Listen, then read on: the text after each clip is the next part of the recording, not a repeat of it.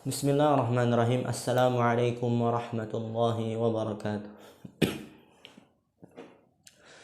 Assalatu wassalamu ala rasulillah wa ala alihi wa sahbihi wa sallam. Rabbi syrah li sadri wa yassir li amri wa hlul uqdatan min lisani yafqahu qawli.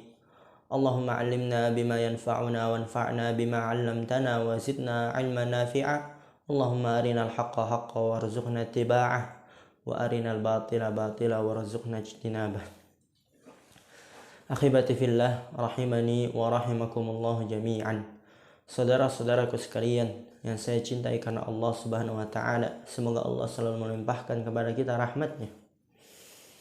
Alhamdulillah, kita sekarang sudah sampai pada pertemuan yang keempat di dalam kajian kita pada kitab Mukhtarat karya Al-Ustadz Aun Rafiq bin Gufran hafizallahu taala.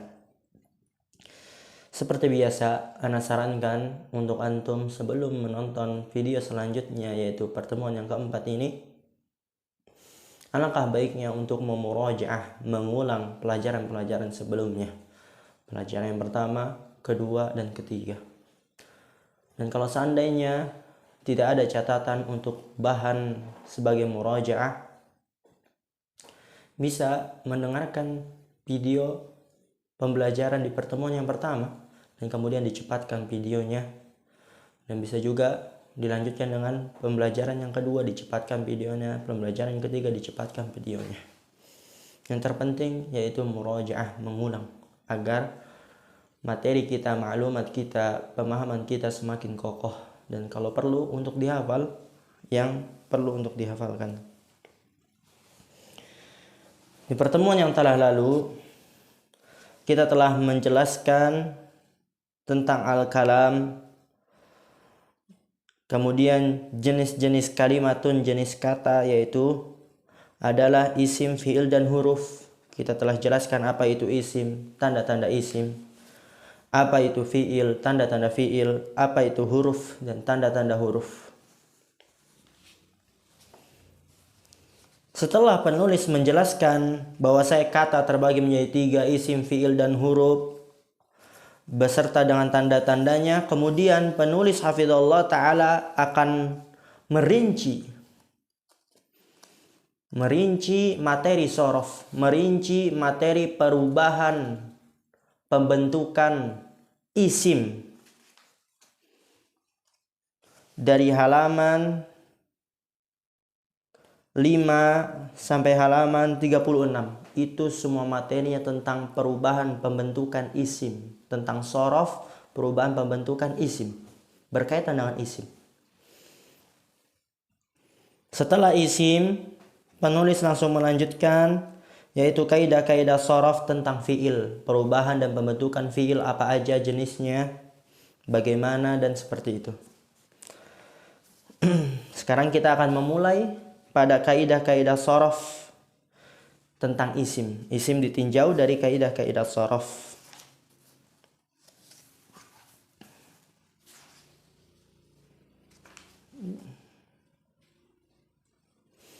Kita lihat, dibuka halaman 5.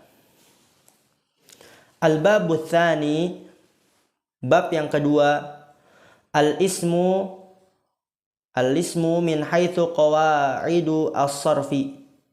Isim ditinjau dari kaidah sorof.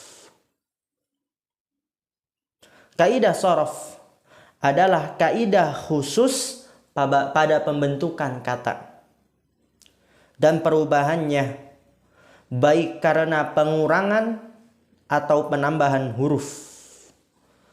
Jadi kaidah sorof itu adalah kaidah khusus pada pembentukan kata dan perubahannya, baik karena pengurangan atau penambahan huruf, berkaitan dengan bangunan suatu kata. Dan insya Allah ini semua akan terjelaskan apabila kita telah mempelajari kaidah-kaidah sorof tentang isim. Isim ditinjau dari kaidah-kaidah sorof. Bahwasanya sorof itu berkaitan dengan pembentukan kata dan perubahannya, baik karena pengurangan atau penambahan. Kita lanjut. Jadi itu nggak usah dipusingin aja dulu. karena nanti insya Allah akan terjelaskan dengan sendirinya ketika kita telah melalui bab 2 ini, isim ditinjau dari kaidah shorof. Lanjut, kata penulis hafizallahu ta'ala, kebanyakan kata tersusun dari 3 huruf. Nah, ini dia faidah. Jadi penulis mengabarkan kepada kita kebanyakan kata. Dan di sini yang diinginkan adalah fi'il ya. Fi'il. Kebanyakan kata tersusun dari 3 huruf. Kemudian diikutkan pada wazan timbangan fa'ala. Dan nanti juga masuk padanya isim, dia juga ditimbang dengan ikut wazan fa'ala.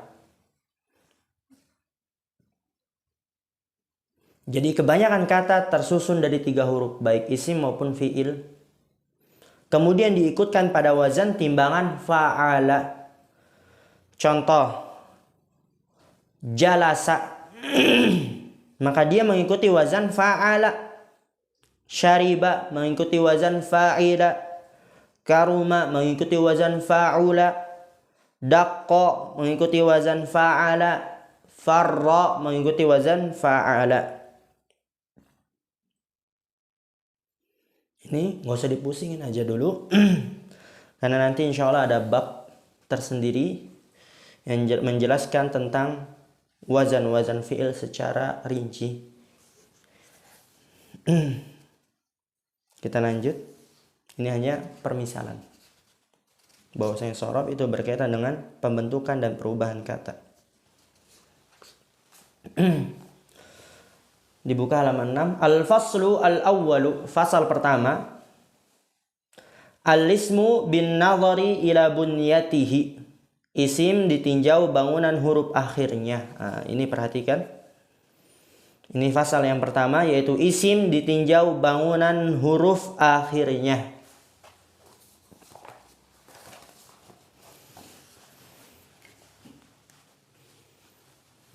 Kita pada fasal pertama. Ini harus dihafal.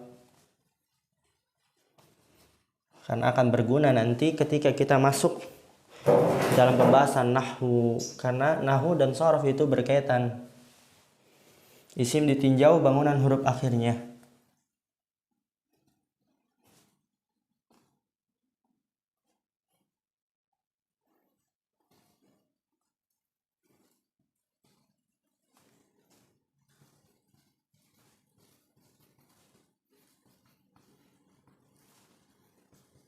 Isim ditinjau bangunan huruf akhirnya. Di sini kata penulis hafizallahu ta'ala, isim ditinjau dari bangunan huruf akhirnya ada 4 macam. Di isim ditinjau bangunan huruf akhirnya. Ini shorof karena dia berkaitan dengan bangunan, bukan keadaan. Ingat, bedakan antara bangunan dan keadaan. Isim ditinjau dari bangunan huruf akhirnya ada 4. Yaitu yang pertama, isim maksur. Kita buat di sini. Pertama, isim maksur.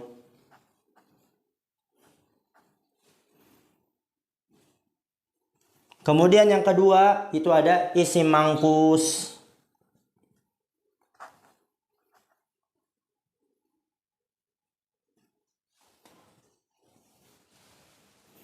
Dan kemudian yang ketiga itu ada isim mamdud.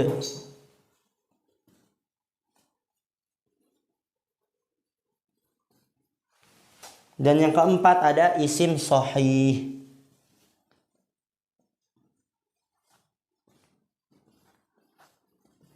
Ada isim sahih. A, isim maksur. Ya adalah isim yang diakhiri dengan huruf alif, yang huruf sebelumnya berharokat fathah. Jadi isim maksur, isim yang diakhiri dengan huruf alif. Isim yang diakhiri dengan huruf alif.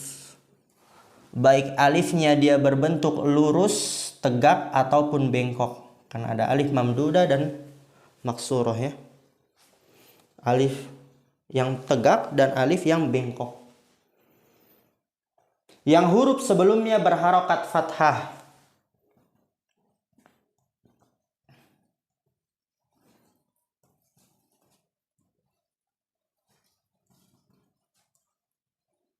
Berharokat fathah.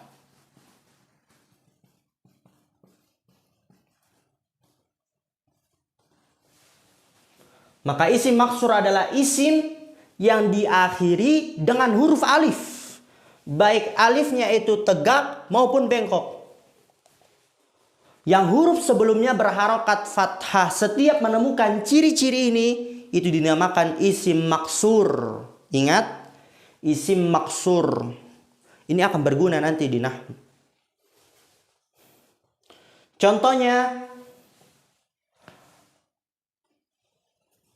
kita hapus. Sebentar. Contoh ad-dunya, ad-dunya. Maka kita katakan ad-dunya artinya dunia itu adalah isim maksur. Kenapa? Karena dia isim yang diakhiri dengan huruf alif. Diakhiri dengan huruf alif. Yang huruf sebelumnya berharokat fathah. Sebelum alif dia berharokat fathah. Maka ad-dunya isim maksur. Dan ingat, dalam bahasa Arab itu dia dimulai dari kanan ya. Dimulai dari kanan, bukan mulai dari kiri. Karena kalau dimulai dari kiri, ini maka huruf yang pertama ya. Jangan sampai bingung. Maka dalam bahasa Arab itu dimulai dari kanan, maka huruf yang terakhir adalah alif. Maka ad-dunya itu adalah isim maksur karena dia isim yang diakhiri dengan huruf alif yang huruf sebelumnya berharakat fathah. Begitu juga al-mustashfa,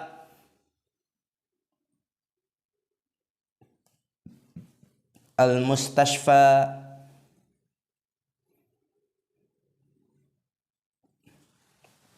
Maka al-mustashfa itu adalah isim maksur. Kenapa? Karena dia adalah isim yang diakhiri dengan huruf alif yang bengkok di sini. Yang huruf sebelumnya berharokat fathah. Yaitu fa berharokat fathah. Maka al-mustashfa dia adalah isim maksur. Mudah sekali. Ini cuman butuh hafalan. Kalau sudah paham ini, insya Allah mudah sekali. Kemudian dihafalkan. Dan setiap menemukan isim yang diakhiri dengan huruf alif, yang huruf sebelumnya berharokat fathah, maka dinamakan isim maksur. Mudah. Nggak ada yang sulit dalam ilmu nahwu dan shorof. Contoh yang lain, al-asa, al-fata, al-huda. Maka itu semua adalah isim maksur. Al-asa, al-fata, al-huda,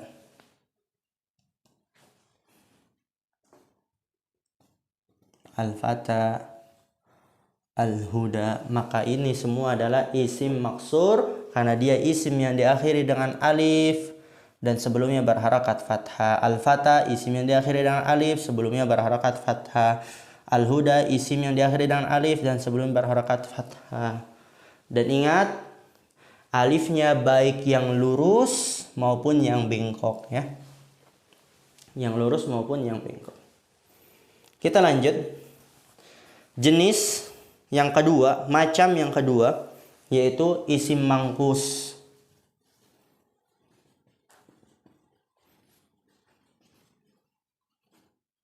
Isim mangkus. Apa itu isim mangkus? Isim yang diakhiri dengan ya sukun ya.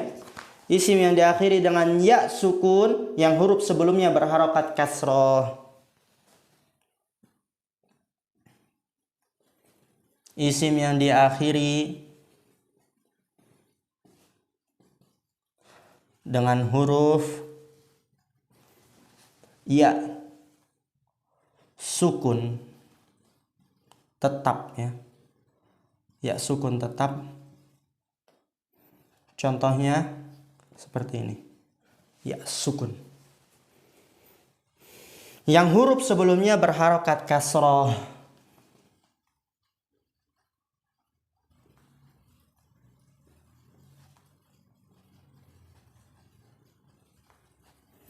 Huruf sebelumnya berharokat kasroh. Ana sengaja nulis begini karena mungkin takutnya ada sebagian ikhwah tidak memiliki bukunya. Yang huruf sebelumnya berharokat kasroh. Maka setiap menemukan isim yang diakhiri dengan huruf ya sukun tetap, maksudnya tidak berubah-ubah, dan huruf sebelumnya berharokat kasroh, maka dia adalah isim mangkus. Mudah sekali, cuman butuh hafalan, karena sorf itu kuncinya hafalan. Kuncinya hafalan. Hampir semua ilmu itu membutuhkan hafalan. Kalau sudah paham, mudah ini, ringan, basit.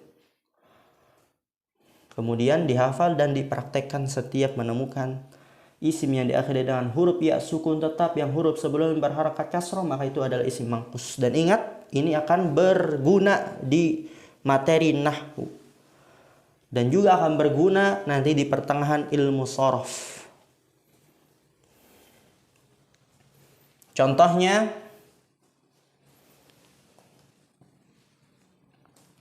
al-murabbi.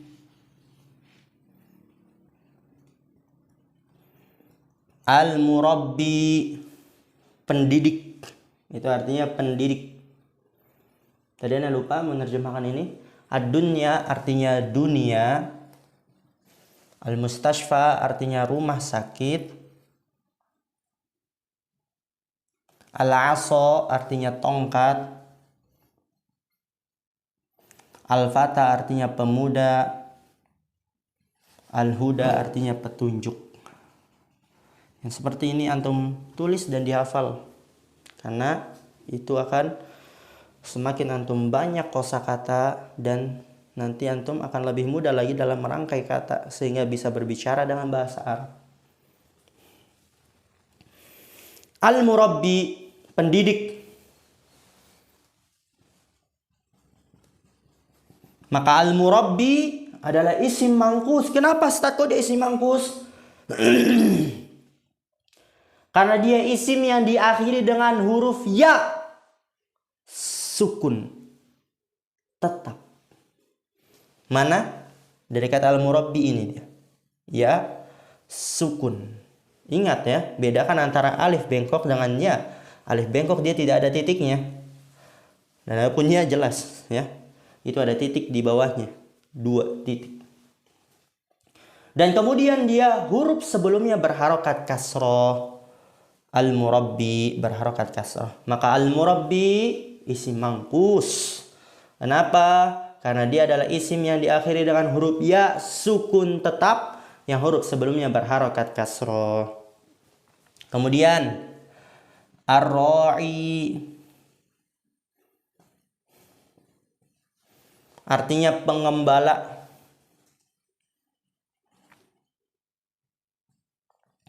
Maka ar-ra'i dia isim mangkus. Kenapa? Karena dia isim yang diakhiri dengan huruf ya sukun tetap yang huruf sebelumnya berharokat kasroh, yaitu ain huruf sebelumnya berharokat kasroh. Maka ar-ra'i isim mangkus. Begitu juga al-musalli, ad-da'i, kemudian al-qadhi,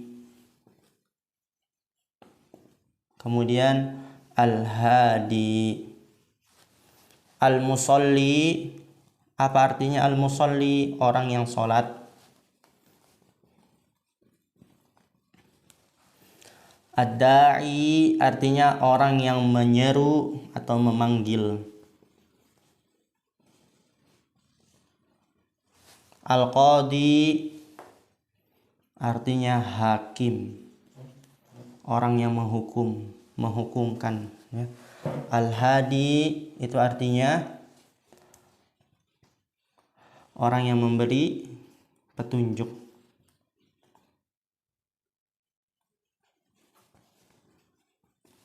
Orang yang memberi petunjuk. Maka al-musalli isim mangkus, ad-da'i isim mangkus, al-qadi isim mangkus, al-hadi isim mangkus. Kenapa? Karena semuanya diakhiri dengan huruf ya sukun tetap. Dan kemudian semuanya yaitu huruf sebelumnya berharokat kasroh. Pada al-musalli huruf sebelumnya lam, dia berharokat kasroh. Ad-da'i huruf sebelumnya ain berharokat kasroh. Al-qadi huruf sebelum ya-nya itu dot berharokat kasroh. Al-hadi huruf sebelumnya dal dan dia berharokat kasroh. Maka ini adalah contoh-contoh isim mangkus. Pertanyaannya, Ustaz, Aliyun nama orang. Dia dikatakan isim mangkus gak Ustaz Aliyun? Nah ini dia. Kita praktekkan kaidahnya. Apakah dia isim yang diakhiri dengan huruf ya? Benar diakhiri dengan ya. Aliyun, ya. Akan tapi apakah ada ya-nya sukun? Tidak ya. Maka Aliyun bukan isim mangkus. Kenapa? Meskipun dia diakhiri dengan ya, akan tapi ya-nya tidak sukun. Dan juga meskipun huruf sebelumnya berharokat kasroh, akan tapi karena ya-nya tidak sukun, maka Aliyun bukan isim mangkus. Ingat kaidahnya, isim yang diakhiri dengan huruf ya sukun tetap, yang huruf sebelumnya berharokat kasroh. Kemudian contoh yang lain, dobyun. Ustaz, dobyun itu dia isim mangkus bukan Ustaz? Kan dia akhirnya ya. Kita lihat kaidahnya. Apa itu isim mangkus? Isim yang diakhiri dengan huruf ya. Oke, dia benar diakhiri dengan huruf ya. Akan tapi dia ya-nya berharokat tidak sukun. Karena syarat dari isim mangkus ya-nya harus sukun.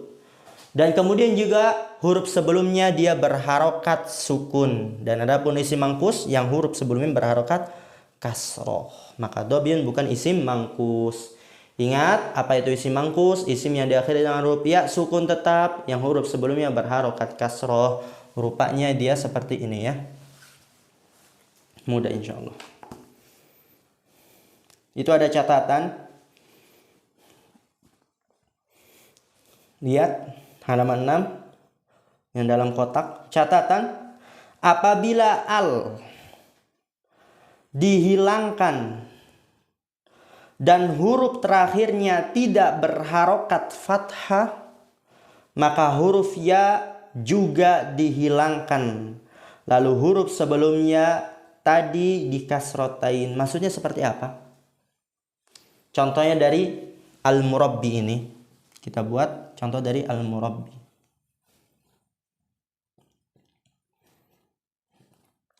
Akhibati fillah rahimani wa rahimakumullah jami'an. Ana minta maaf sebelumnya agak terlambat ya, sangat terlambat pada penguploadan video pertemuan yang keempat ini karena qadarullah di sini sering kali mati lampu. Maka dari itu mungkin di menit-menit sebelumnya itu ana baju yang berbeda karena itu mati lampu, dan setiap ana ingin memulai mengajar mati lampu dan alhamdulillah sekarang ada kesempatan, semoga Allah mudahkan. Sebelumnya kita telah membahas yaitu yang kedua, isim mangkus, isim yang diakhiri dengan huruf ya sukun tetap dan dia bentuknya seperti ini ya sukun ya. Yang huruf sebelumnya berharokat kasroh, contohnya al-murabbi, ar-ra'i, al-musalli, ad-da'i, al-qadi, dan al-hadi. Sekarang bisa dilihat itu ada catatan penting. Dan ini bisa dikatakan sebagai faidah. Catatan penting akan berguna nanti di ilmu nahwu. Catatan. Apa kata penulis hafizallahu ta'ala? Apabila al Berarti ini berkaitan dengan isim mangkus ya. Berkaitan dengan isim mangkus. Apabila al dihilangkan dan huruf terakhir tidak berharokat fathah. Tidak berharokat fathah. Maksudnya apa? Yaitu huruf terakhir berharokat dhamma atau kasroh. Maka huruf ya juga dihilangkan. Lalu huruf sebelumnya tadi dikasrotain. Maksudnya seperti apa? Yaitu kita contohkan dengan kata al-murabbi. Dengan kata al-murabbi. Di sini kata penulis hafizallahu taala, yaitu yang berkaitan dengan isim mangkus, contohnya al-murabbi. Apa kata penulis? Apabila al dihilangkan. Apabila al dihilangkan. Oke. Kita hilangkan alnya.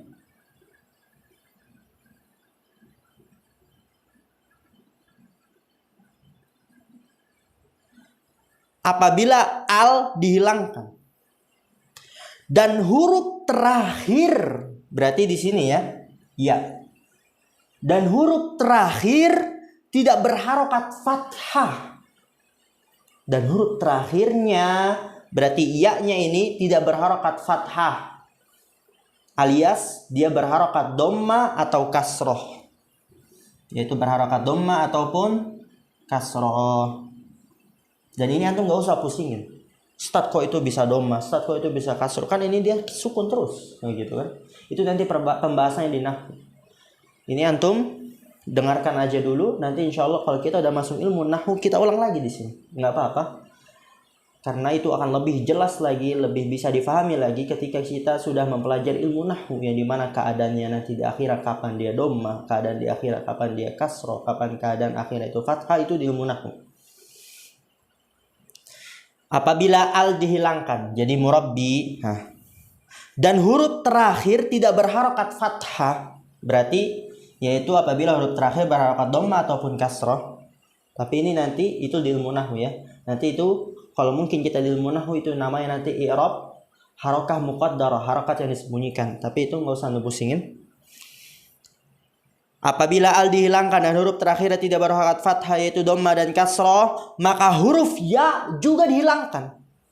Yaitu ketika dihilangkan alnya dan huruf terakhir berharokat dhamma atau kasroh, maka huruf ya-nya pun dihilangkan juga. Huruf ya-nya dihilangkan juga. Menjadi seperti ini.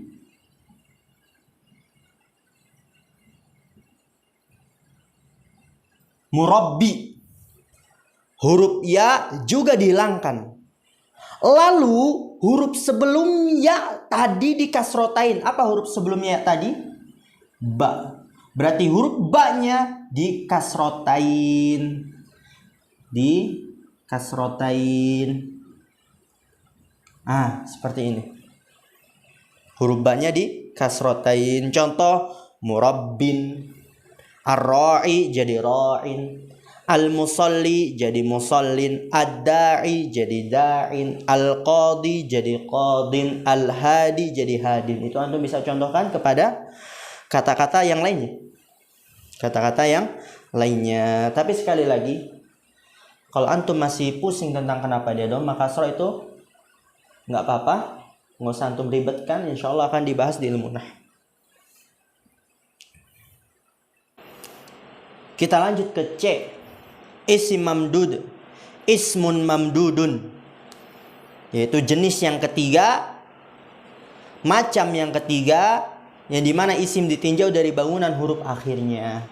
Jenis atau macam yang ketiga, ismun mamdudun, dia adalah isim yang diakhiri dengan huruf hamzah,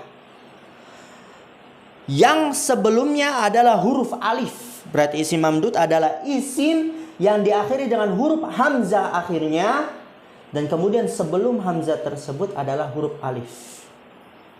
Kita tulis yang C, atau mungkin kita buat ketiga aja, karena tadi 1, 2, karena 3. Isim mamdud.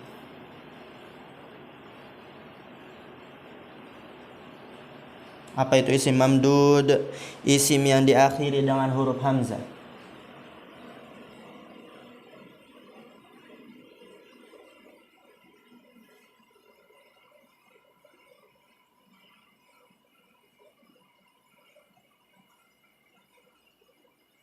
Isim yang diakhiri dengan huruf hamzah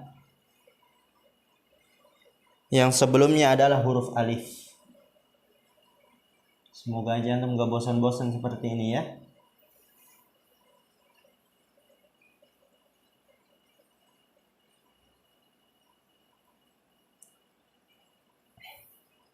Isim mamdud, isim yang diakhiri dengan huruf hamzah yang sebelumnya adalah huruf alif. Contohnya apa? Dawaun. Maka dawaun itu dinamakan isim mamdud. Kenapa? Karena dia adalah isim yang diakhiri dengan huruf hamzah. Yang sebelumnya adalah huruf alif. Maka dawaun isim mamdud. Contoh yang lain, iqtidaun. Dawaun artinya obat ya. Iqtidaun artinya mengikuti, pengikutan. Maka iqtidaun dia adalah isim mamdud. Kenapa? Karena dia adalah isim yang diakhiri dengan huruf hamzah yang sebelumnya adalah huruf alif. Contoh yang lain, binaun, samaun, insya'un, ibtidaun, binaun, samaun, insya'un, ibtidaun. Binaun artinya bangunan, samaun langit, insya'un penetapan, ibtidaun permulaan atau bisa juga memulai. Maka dawaun, iqtidaun, binaun, samaun, insya'un, ibtidaun adalah isim mamdud. Kenapa? Karena dia adalah isim yang diakhiri dengan huruf hamzah yang sebelumnya adalah huruf alif. Huruf alif. Kesimpulannya, setiap menemukan isim yang diakhiri dengan huruf hamzah yang sebelumnya adalah huruf alif, maka itu dinamakan isim mamdud. Ingat, harus antum pahami, harus antum hafal. Fahamkan baik-baik, ini akan berguna nanti ya. Akan berguna nanti. Yang D, itu yang keempat, jenis yang terakhir adalah isim sahih. Isim sahih. Apa itu isim sahih? Isim yang tidak diakhiri dengan 3 huruf di atas. Isim yang tidak diakhiri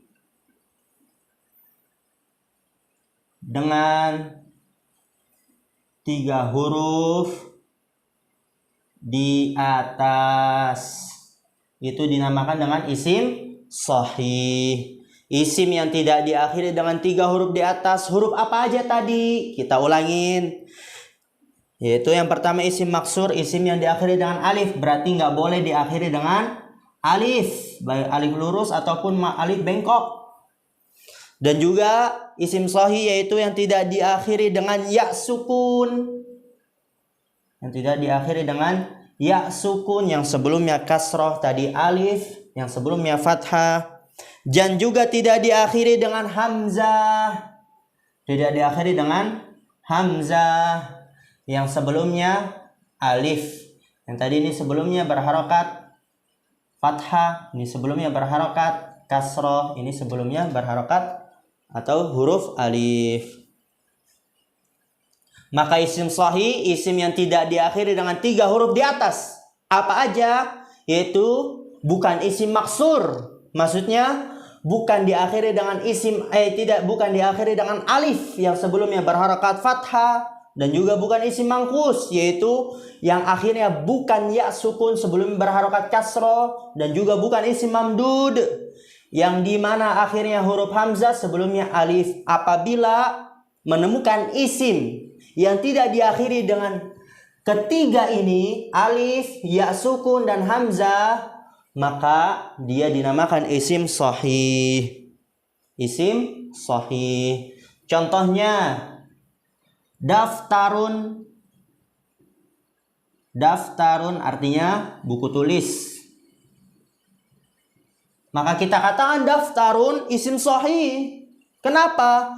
Karena dia bukan isim maksur, yaitu bukan isim yang diakhiri dengan alif, nggak ada alif di akhirnya, dan sebelumnya juga fathah. Oke, sebelumnya fathah tapi dia tidak diakhiri dengan alif. Dan juga dia bukan isim mangkus karena tidak diakhiri dengan ya sukun. Dan juga dia bukan isim mamdud karena tidak diakhiri dengan hamzah yang sebelumnya alif. Maka daftarun dia adalah isim sahih karena tidak diakhiri dengan alif, ya sukun dan hamzah. Contoh yang lain, qalamun artinya pena. Kemudian saburatun artinya papan tulis. Ya, antum hafal ini mufradat. Mimsahatun artinya penghapus. Maka daftarun, qalamun, saburatun, mimsahatun isim sahih karena dia adalah isim yang tidak diakhiri dengan 3 huruf di atas, yaitu tidak diakhiri alif, tidak diakhiri ya sukun, dan tidak diakhiri hamzah yang sebelumnya alif. Insyaallah bisa difahami ya. Itu di halaman 7 ada latihan ya. Itu bisa antum uji diri antum. Dan kalau mungkin antum meragukan atau ingin dinilai, insyaallah bisa chat WhatsApp ana, itu ada nanti di deskripsi ya. Bisa chat ana, antum foto jawaban antum, dan kemudian nanti insyaallah ana periksa. Kita cukupkan saja sampai di sini pertemuan kita kali ini. Semoga ini menjadi pertemuan yang barokah. Pertemuan yang menjadikan kita dimasukkan ke dalam surga Firdaus Al-A'la. Subhanakallahumma wa bihamdika asyhadu an la ilaha illa anta astaghfiruka wa atubu ilaik. Assalamualaikum warahmatullahi wabarakatuh.